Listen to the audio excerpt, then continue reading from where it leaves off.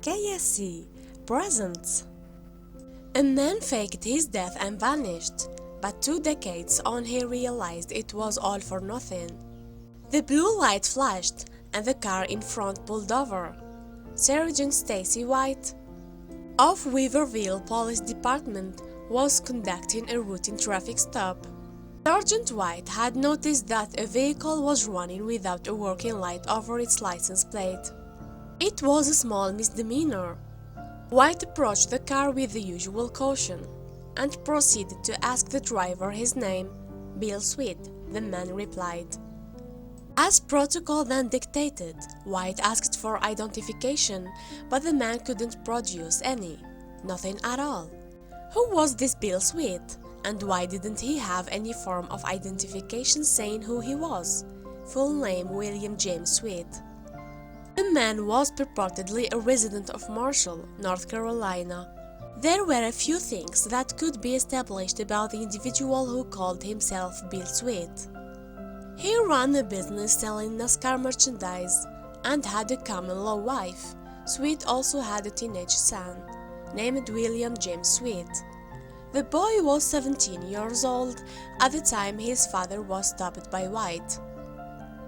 White ran Sweet's name through all the official databases open to him as a law enforcement officer, but all efforts came up blank. There was no William James Sweet, at least as far as White was aware. This was when his intuition kicked in. I found it suspicious and believed it to be a false name. The suspect was now calling himself William James Sweet because Benny Wint was dead. Or to be more precise, Wint had been reported missing and was presumed dead, because that is what he had wanted people to believe. Wint had actually staged his own death in a swimming accident 20 years previously. The man thus began to fill in White with the almost unbelievable circumstances around his disappearance and subsequent re-emergence 2 decades later.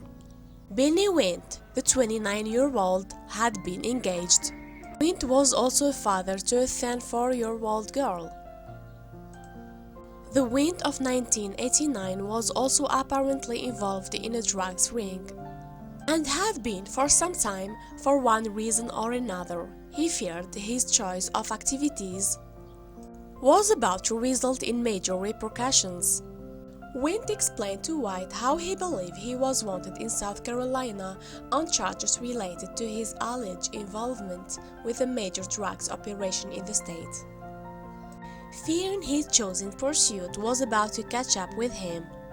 One way or another, Wint hatched the elaborate plan to kill himself, and it appears no one else knew of his intentions. Certainly it seems his fiancée at the time, Patricia Hollingsworth, had no idea. For it was Hollingsworth who was with Wint on the day he vanished. Hollingsworth had stated that the couple had taken a trip to Florida from their home in South Carolina. Hollingsworth reported that the couple were engaged and had even discussed marrying upon that very trip to Florida. Alas, they never got the chance, because on September 1989 the pair took a trip down to Daytona Beach. Wint entered the water for a swim and he simply never came back. McKnight had been just 4 years old when her father disappeared. And unbelievably, just a couple of years before White's discovery, McKnight had been actively looking for her father, a man who was presumed dead. Clearly the young woman felt that something didn't add up when it came to the circumstances surrounding her dad's death. Or perhaps she felt that the evidence suggesting he was alive was too compelling to disbelieve. In keeping with his role enforcing beach safety, Captain Peterson sees the human element in the incredible Wint Sweet story. I am glad the guy's alive. I really am. It's unfortunate the way it went down at the time.